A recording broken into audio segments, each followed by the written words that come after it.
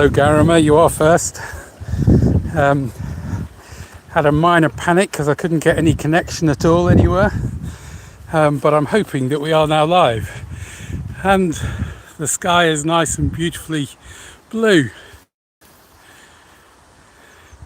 which is not what was forecast for a long time.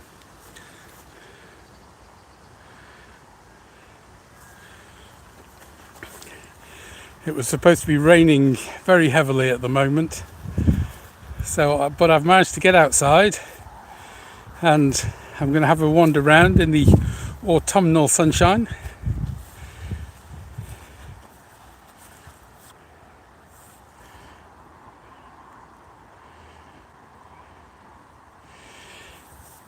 I think the blur that you're referring to, Garima, is I was trying to run between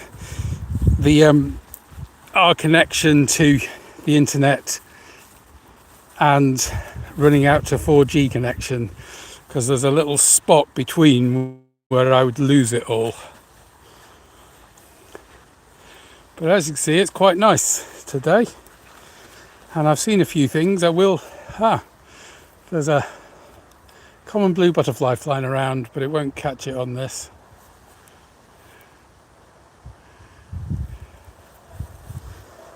But I'm hoping to find a few things. And I'm hoping that this all works. There's not much going on in the chat, and I don't know whether that's just because my connection is so abysmal here. But I hope that people can see things. Here's some of the young alders growing up. And as you can see, the pond is dry at the moment.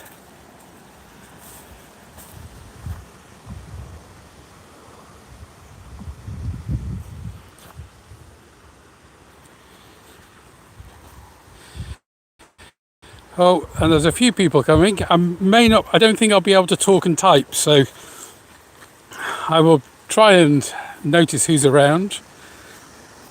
Yeah.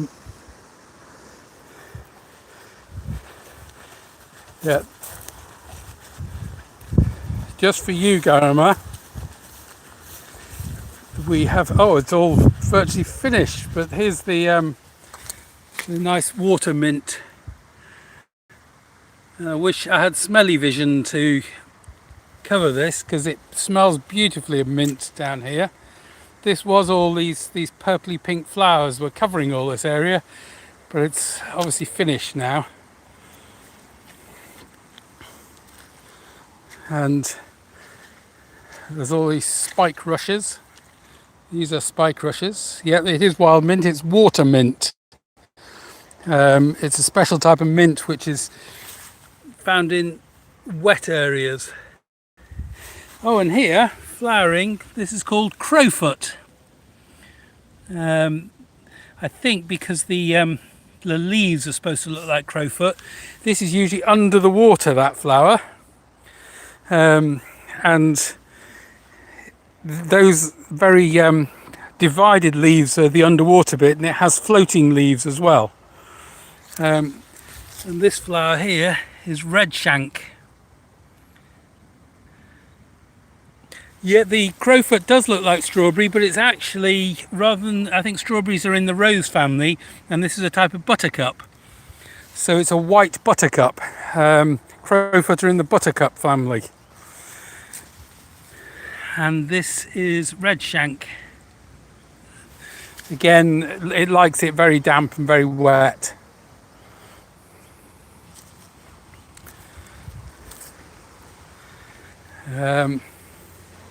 We've got 2 likes now, which is good, hopefully. Oh, I can see a dragonfly hanging around. There's a darter just over there. I was very excited the other day because I found a lesser emperor, which is only just colonised Britain and has not been here very long. And it's a new species for our area. Thank you, my new lens. I'm glad that you like the flowers that I've shown so far. I'm going to get back to some of my normal habitat. I'm going to go for some insects in a moment. But this pretty little flower here is Centauri. which has become really quite common. And I'm quite surprised it's still flowering. It's normally finished flowering by now. There's some more of the centauri there. And here, it's quite a delicate little tiny flower. And lots of sedges here. Lots of beautiful sedges.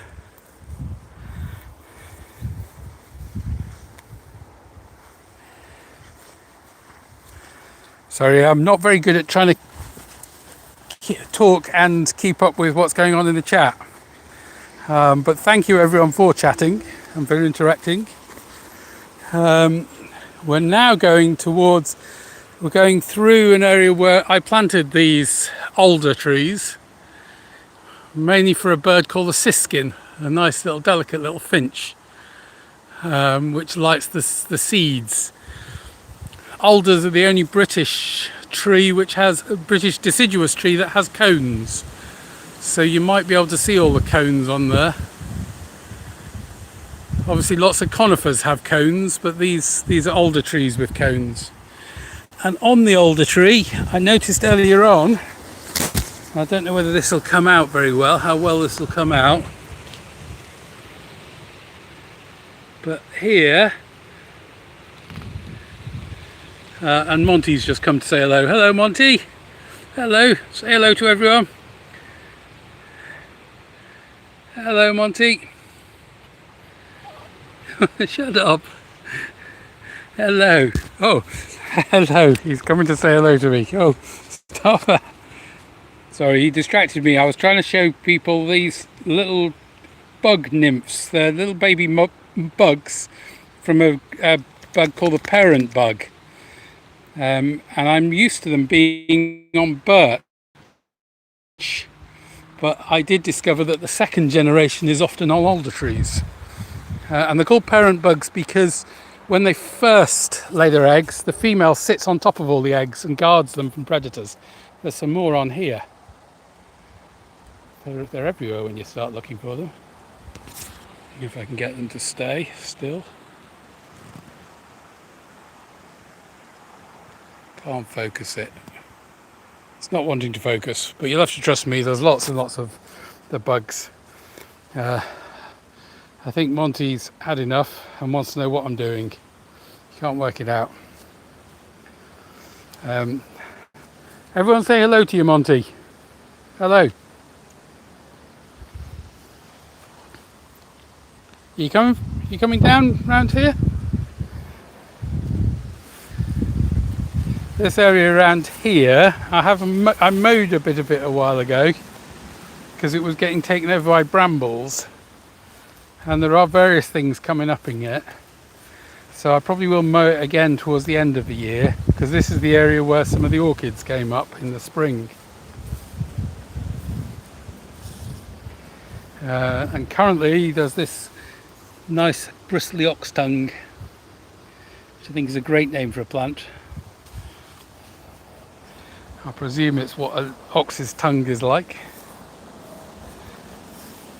And a bit further on, there's a lot of fleabane. These yellow flowers are fleabane. Fleabane, I presume, is named because bane usually means it's the enemy of. So presumably, fleabane will get rid of fleas for you.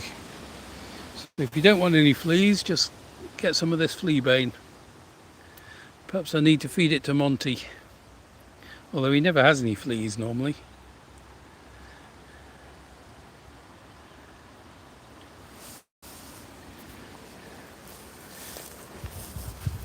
I was quite pleased with this. This is dogwood, and it self-sowed itself. I didn't plant this dogwood, and it's covered in berries at the moment, so I presume something will start eating those berries at some point. And last year's teasel, and in the distance the dry pond.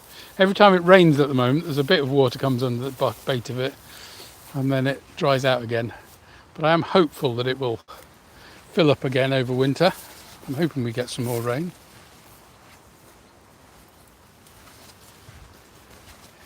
I think the rich vegetation, Garima, is because at the start of the year we had so much rain, and it's now flourishing. Oh, this one here is quite a nice one. This really fluffy one here. The flowers don't amount to much. I did see the flower somewhere. There's the flower. That's the extent of the flower, and that's one called blue fleabane. So the common fleabane is very yellowish, and this is the blue fleabane, which doesn't have much of a flower, but its seed heads are really, really fluffy. So that's the seed head of the blue fleabane. Again, this just appeared a few years ago. We didn't really have any fleabane here, blue fleabane. Now we've got it. I'm going to go down towards the pond to where it's still a lot of pond vegetation in it, even though it has dried out. Oh, there's a brown Argus butterfly down there, which I probably won't be able to get. There. Can you see the brown Argus? Oh, it's just flown away. Brown Argus is quite a nice little butterfly.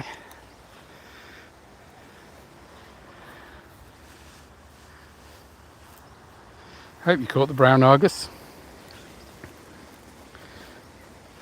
Well, that's the burrow that I don't know whether anyone watched any of my previous videos. There's a video on what's been digging a burrow by the pond on my channel, and that is the burrow, which turned out to be a mouse, which I wasn't expecting. But you can see the little mouse on the video. Oh, there's another butterfly just there. That one is a female common blue. That's a female common blue butterfly. So it looks very similar, but it's got bluish tinges to it.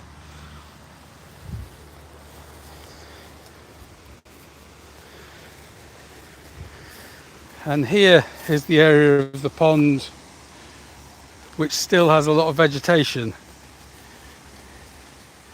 So again, all this fluffy leaves are water crowfoot again, and you can see the flowers of the water crowfoot still, which I say is a type of buttercup.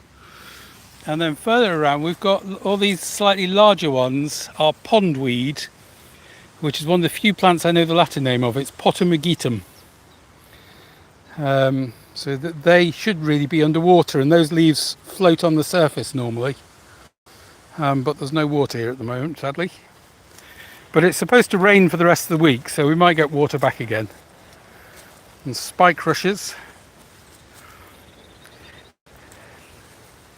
Thank you, My New Lens and Garima. They were.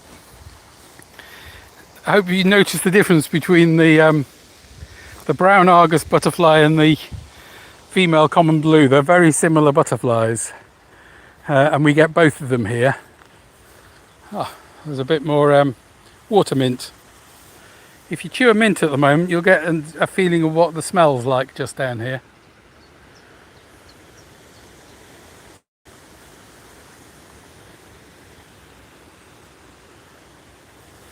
And this is gypsy wort. Supposedly this flower here, gypsy wort, supposedly it gives it stains your fingers and it stains your skin very dark. There is gypsy wort. That's gypsy wort, and it was called gypsy wort because they used to think the gypsies, the Romany travelling families around Britain, had dark skin, and for some reason people thought that they used to colour their skin with that leaf. All a load of nonsense, but that was what they thought apparently. So that's why it's called gypsy wort.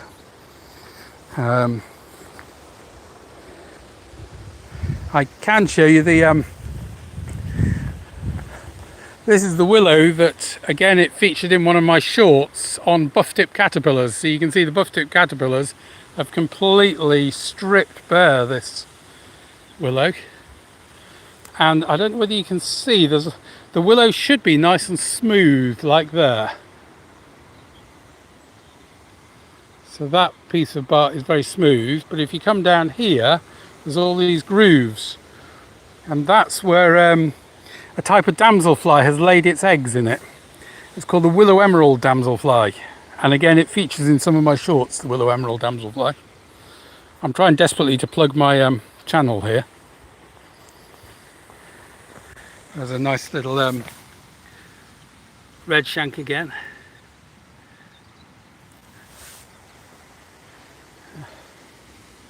I wonder where we're going next. Oh, lots of boo. It's probably the muntjac, although it might be the rabbits and the hare. Let's go up the bank. Last year's teasels. The goldfinches love the teasel. Oh, and I do like this. This is so this is a rose finished flowering, and that is a gall on the rose. That's a gall called Robin's pincushion.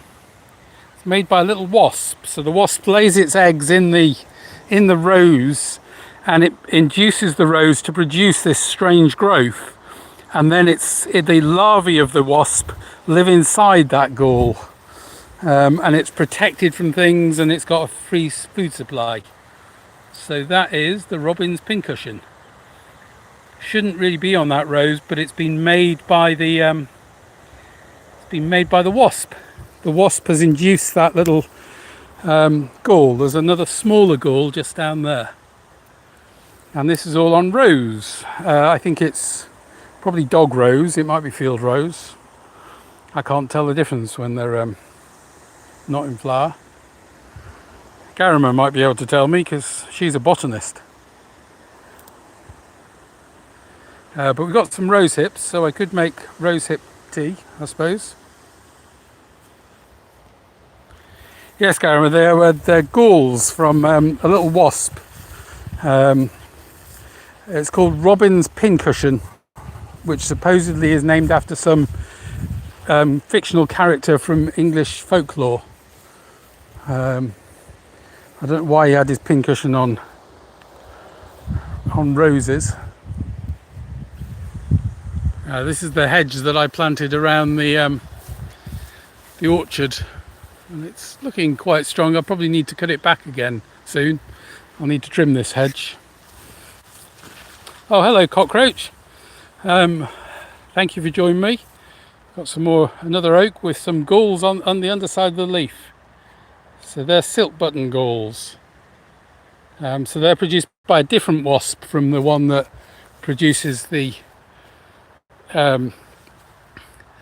Robin's pincushion. I don't know whether you noticed the pheasant running across. We have quite a lot of pheasants here. He's obviously taken up residence in the orchard. This is the orchard, which is looking a bit sorry for itself at the moment. Lots of fallen apples. And the pears, which I might well pick soon, the pears.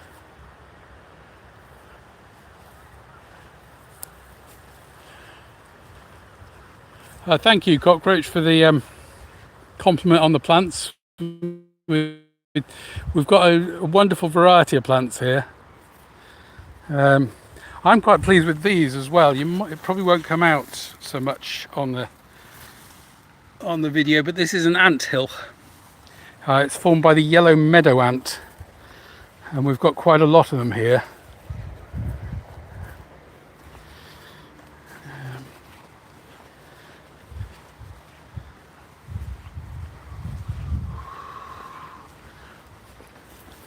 These plants are probably very different from the plants that you have in India, I should think.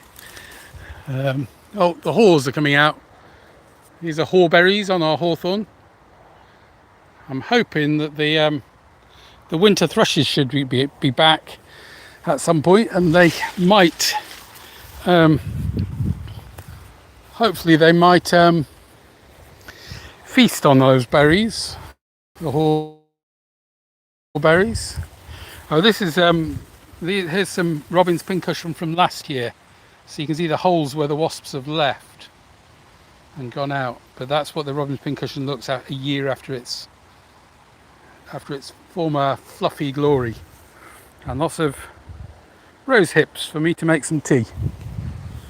Here's our birch trees.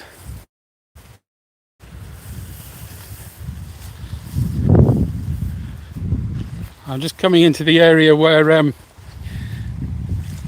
the brown hare was very busy.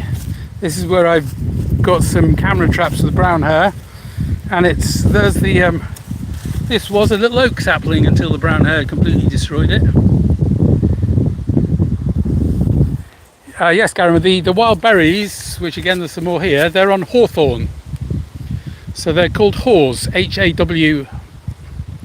And I'm hoping that the mice might eat them, and the thrushes that'll come here in the winter. They come here from Scandinavia, from Norway and Sweden and places like that, and they come over here for our winter.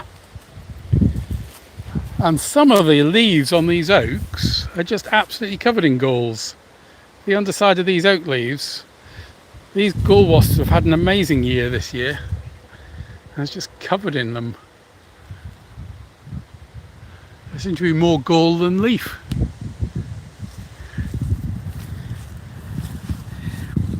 These are all violets, viola. So I try and clear this of all other things and let the violets come up.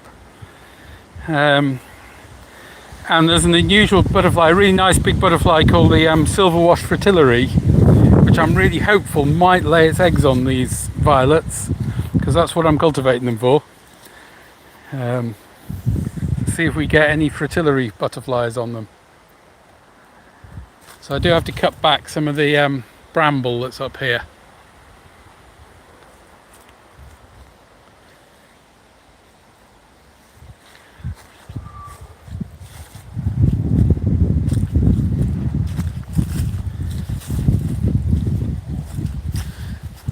We're coming through the little area. We planted most of these trees. A lot of things like the hawthorn are self-seeded, that came on its own. But the birches, and there's a wild service tree here. We planted all of these. There's a field maple there which we planted, and this is the wild service tree which has berries. These berries are on wild service tree. Apparently you can make an alcoholic drink from wild service tree. It's quite a nice liqueur apparently. I've never tried, but perhaps I should try now we're getting berries, because I think it's from the berries. I think Monty can't cope with me talking to myself. Monty, what's going on? Why am I talking to my phone? Hey? What's going on? Do you want to go back to the house? Yeah? You're mad, Monty.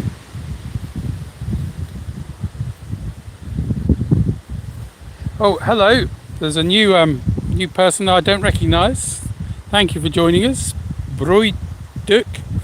I probably completely mispronounced that, so I'm very sorry. I was just talking about this wild service tree that I planted. I've got 2 wild service trees. And I might at some date try and produce the drink from it. They're also called checkers trees because supposedly at the base of the trunk they have a very checkerboard pattern, but I can't really see that checkerboard pattern. It might be when it gets bigger. They have very interesting leaves. I do quite like the shape of the leaf. It's not really particularly like any other leaf, but it's quite a nice leaf. They are native to Britain, but they're quite rare. There's our owl box. I don't know whether you can see our owl box. The barn owls sometimes go in it, but they've never nested in it. We usually either get stock doves or jackdaws nesting in it. Where are we now? We're coming through. So this area where we have planted lots, there's a big wild cherry there that's planted. Could go and see if there's any cherries on the wild cherries.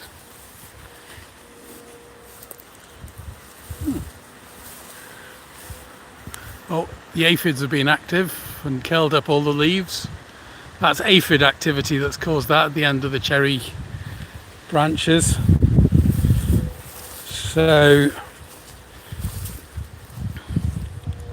I can't see, something must have eaten all the cherries. I can't see any cherries left on this wild cherry tree. And this is a hornbeam that I planted. I don't know whether there's any, there were some flowers on it earlier on in the year. I don't know whether there's any fruit, because they have quite an interesting type of fruit. There's a hornbeam a bit further down, which is self-sown. So they are, they're spreading in our little wood. We rather jokingly call this Wilkins wood. There's some, what they're called sloes. And in Britain it's very famous that they put into gin. So we get sloe gin. You have to prick the sloes and you have to soak them for a long while. And you put them into gin and you make this nice flavoured gin. So we have collected some of our sloes for sloe gin. And there's a hornbeam as well. Yeah, I can't see any of the seeds all seem to have gone.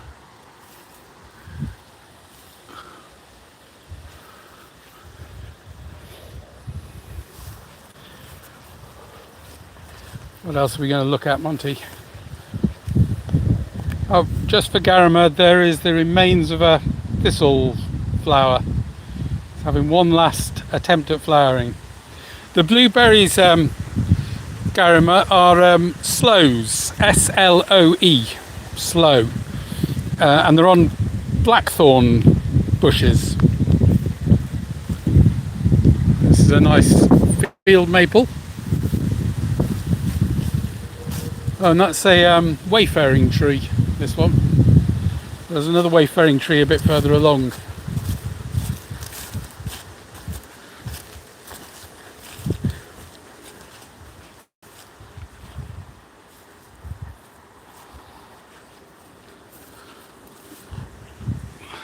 These are the dogwood berries.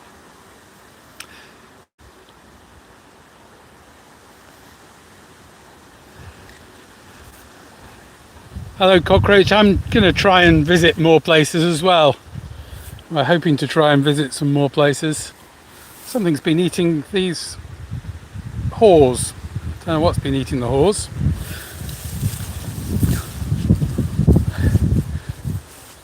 Sorry, I should cut a better path through this wood. I have to duck and dive through all the branches.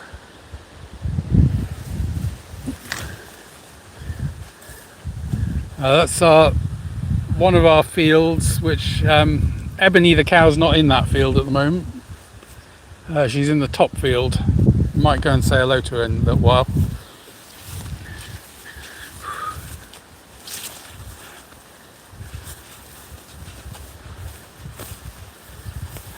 I'm glad to see you're all having a chat with each other in the chat while I'm failing to talk to people, but I'm trying to keep up with it.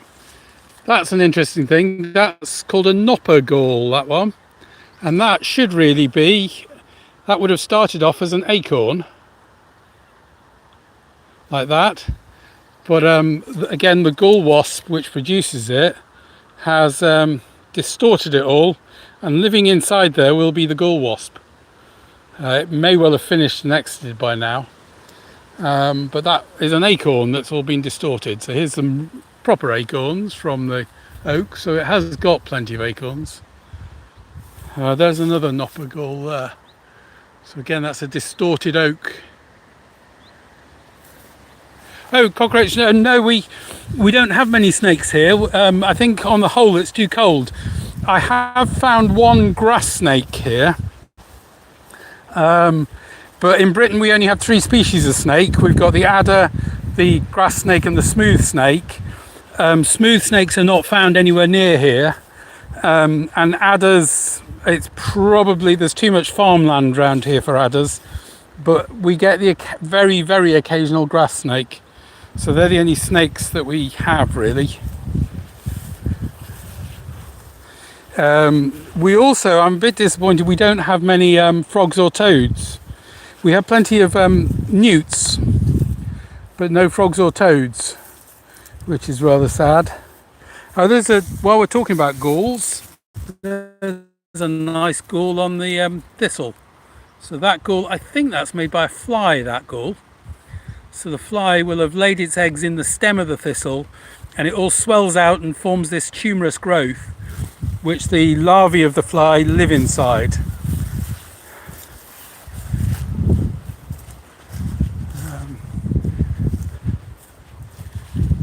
This is one of my favourite oaks. We planted it here about 12 to 15 years ago. I'm not entirely sure when it was. It was probably getting on for 15 years ago, and I think it's grown quite nicely. It's quite a healthy big oak now. It's one of the first ones we planted. And you can see these here are elm, and in Britain we have a lot of problem with a disease called Dutch elm disease. So the elm grows to about this big, then it gets Dutch elm disease and it all dies off.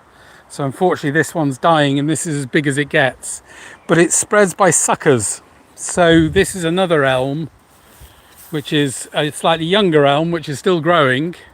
But sadly, in a year or two, it'll end up like this and die, which is very sad. Oh, I can hear the buzzard. I don't know whether you can hear the buzzard, but the buzzard is up there somewhere making lots of noise at me.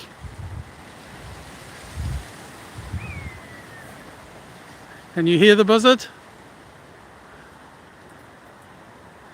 I've also just seen a red admiral butterfly flying around. That was the buzzard.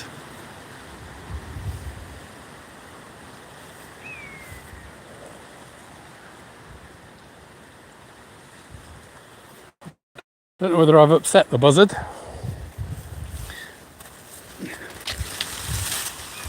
They often roost in our trees, the buzzards. Going through the deepest, darkest bit and out to here. This is a young ash tree, an ash tree. They're also struggling a bit with disease at the moment. We were hit hard by ash dieback disease, but our ashes do seem to have come through it. I'm hoping that these ashes are doing all right. This one's got lots and lots of seeds on it, ash keys. So this is an ash tree. You can see the pinnate leaves. I'm sure Garam will be very impressed that I know that they're pinnate leaves. And these are called keys. They're supposed to look like the keys that you undo a lock with. Oh, he's getting closer to the buzzard. I don't know whether he is annoyed with me. Oh, there he is. I don't know whether you can see the buzzard. And Monty's come back to join us. Monty, hey, hello. Say hello to everyone.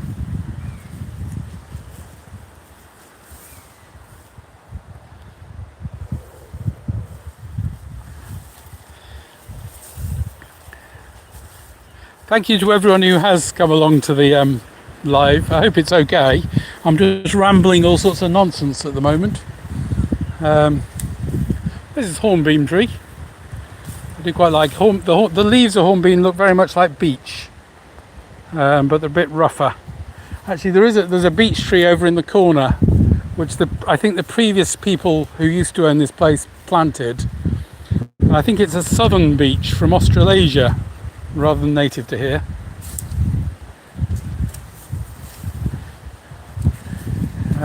Where are we going now? I have to be a bit careful in this bit because there's all holes from where the rabbits have been.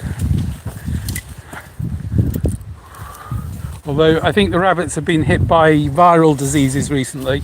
There's a hole right in the footpath and another hole in the path. Oh, there's a nice little fungus down there. No idea what that fungus is, but it looks very nice. I do really feel I should learn a bit more about fungi.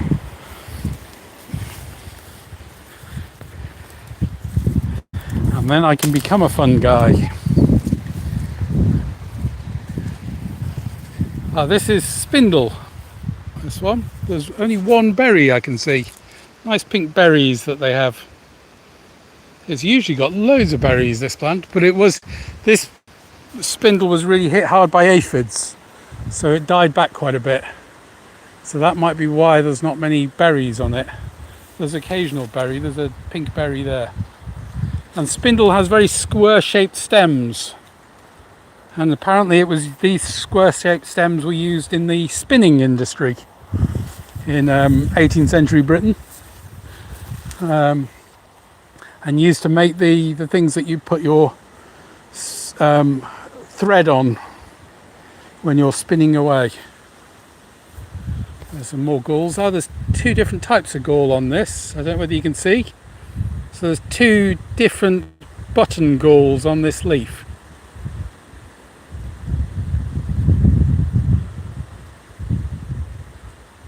They're created by completely different types of wasp. I can't remember the species of wasp that produces them at the moment, I'm afraid. And this field maple's got the seeds on it as well. There's the seeds, the helicopter seeds of the field maple. There's quite a lot of seeds on it.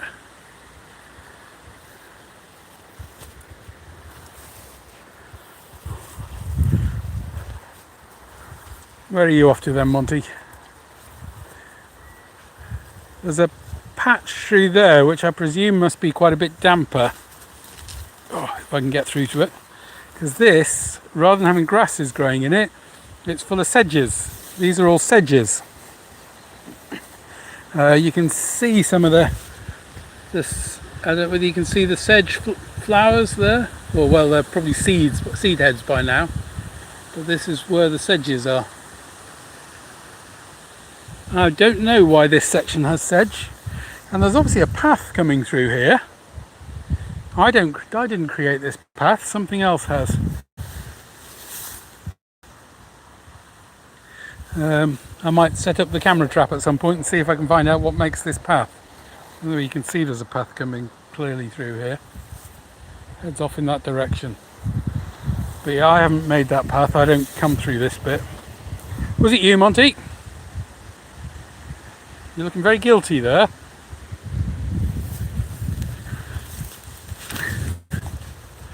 Where are we going to go?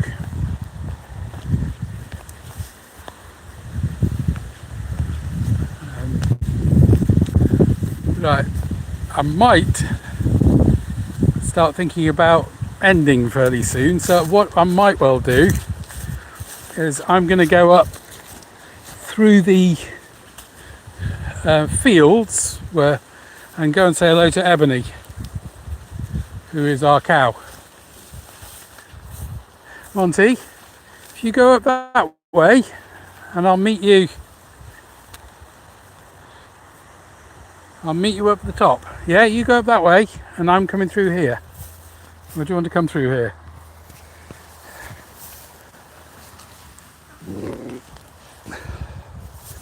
Sorry, Monty's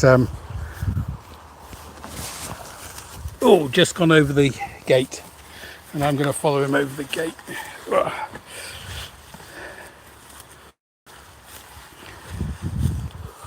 Right, where are we going now?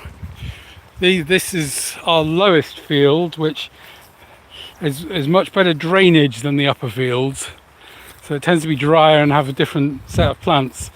When we arrived, it was all pure, just grass really, but now it's quite diverse in what's in there. And we planted this hedge, so this hedge is probably about 10-15 years old, with a nice oak tree at the end that we put in. That's the hedge which borders the orchard, and we're going up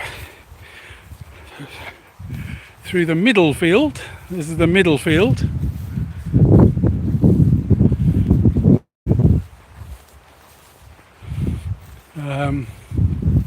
Again, you can see that hedge is obviously dominated by elm trees, and the elms have all died back from Dutch elm disease, but there's a variety of other smaller trees in there, and we planted this hedge.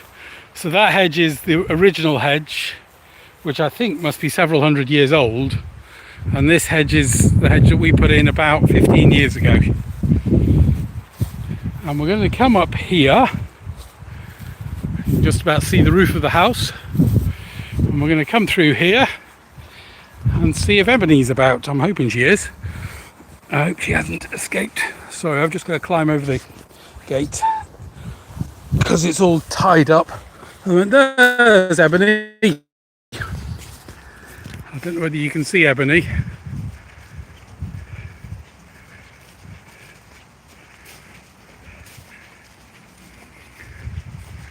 Ebony! Oh! Don't know whether she's particularly impressed by me coming to see her. She's producing some more manure for us. If anyone needs any manure for their roses, we've got plenty of cow dung, which I think is great because we don't give these cows any chemicals or worming agents or anything. So the dung, which you can see down here, has all sorts of beetles and insects, and there's some flies on it at the moment. But if I turn them over, there's usually beetles in there. Hello, Ebony. Unfortunately, we had 2 cows, but one of them died over the winter. So unfortunately, Ebony's all on her own.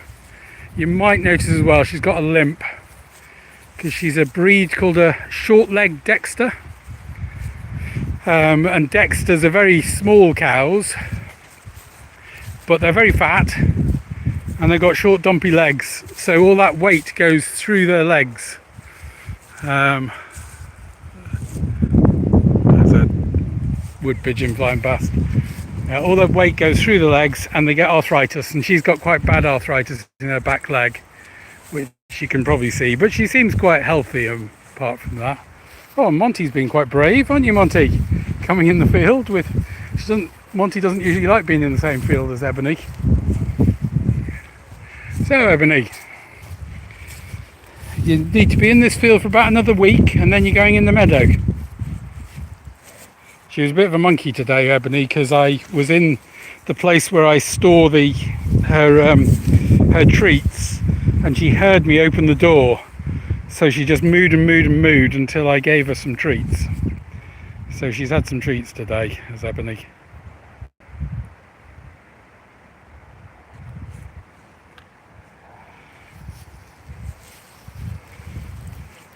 Oh, hello, Gardening Insights. I don't know whether you've been on for long. I might have missed it. I'm not very good at keeping up with the chat while I'm talking. I'm male, so I can't multitask.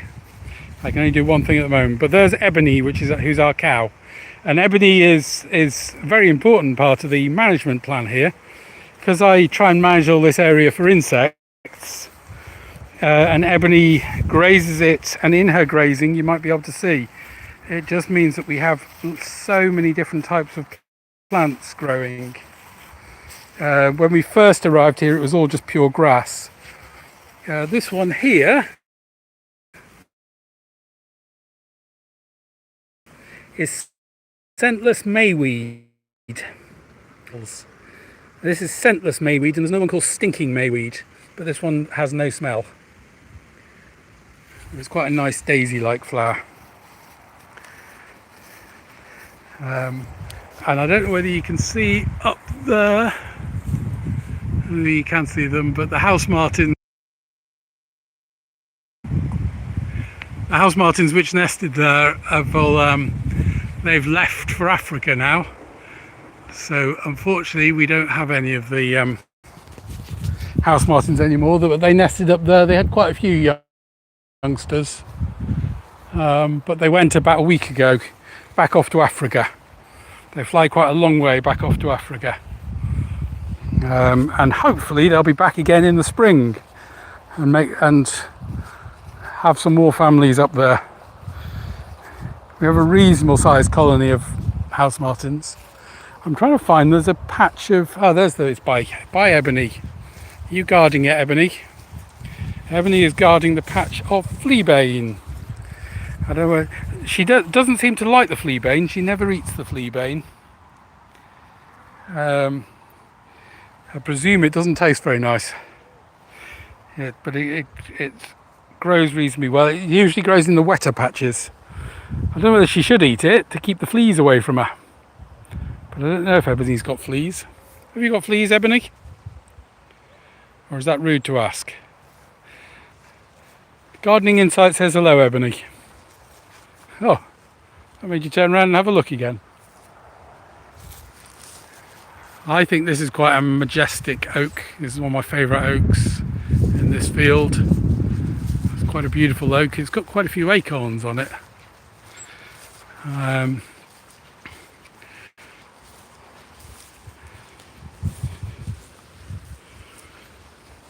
Just trying to see if there is much else. I think Monty is trying to tell me that we need to be going back now. So we may.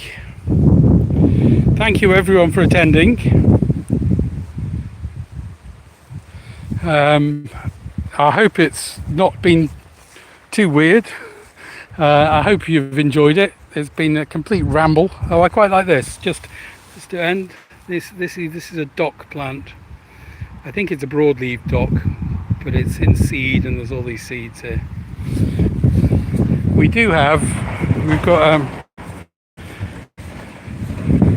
some meadow buttercup down here, but I think it might well have finished. Oh no, this is meadow buttercup, which our commonest buttercup in Britain is the creeping buttercup, and this is slightly more unusual and associated with rich meadows. So this is the meadow buttercup. I'm surprised it's still in flower. And you can see Ebony has tried to destroy her electric fence. I didn't actually connect the electric fence up this year, so hence she's been able to destroy it, and she's gone under there and eaten away, but I don't mind. We occasionally get bee orchids under there, so if she's cleared it all out for me, we might get some bee orchids again next year. Oh, this is really covered in haws. Lots of haws.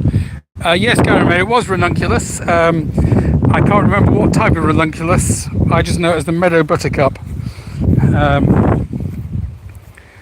There's also, I mean, all these things. I think that's a hawk bit of some sort, but there's all these yellow flowers. I should learn them at some point. This is where we harvested all the sloes from for the sloe gin. We got so these were covered in sloes. There's some sloes, and we took a whole load of them for making sloe gin. Oh, there's lots of rose hips as well there.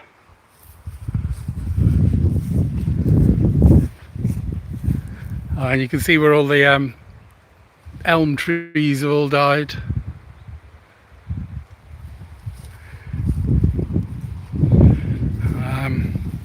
So that might well be a wrap. Thank you everyone for joining us.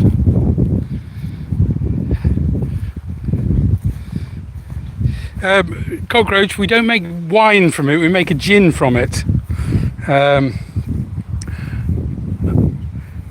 From the sloes.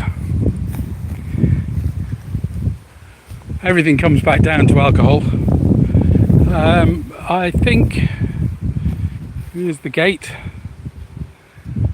and the road, and I think that may be it. So thank you, as I say, everyone for joining me. I'm glad I've got 5 likes for it, which I think is the most likes for one of my live streams. Everyone support each other. I think I'm subscribed to everyone who's come and had a watch.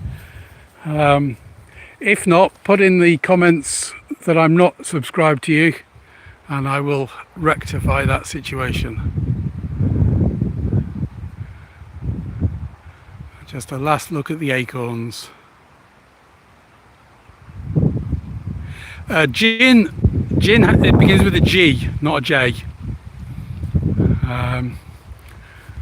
Don't know why. It's supposed to be made from juniper berries, I think, originally. So goodbye everyone, thank you for joining me. And Monty says goodbye, don't you, Monty? Monty's already gone through the gate.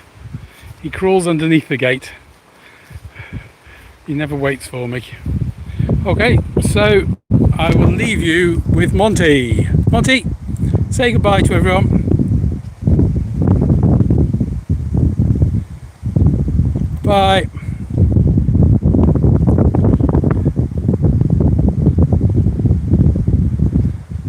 we'll stop, I think.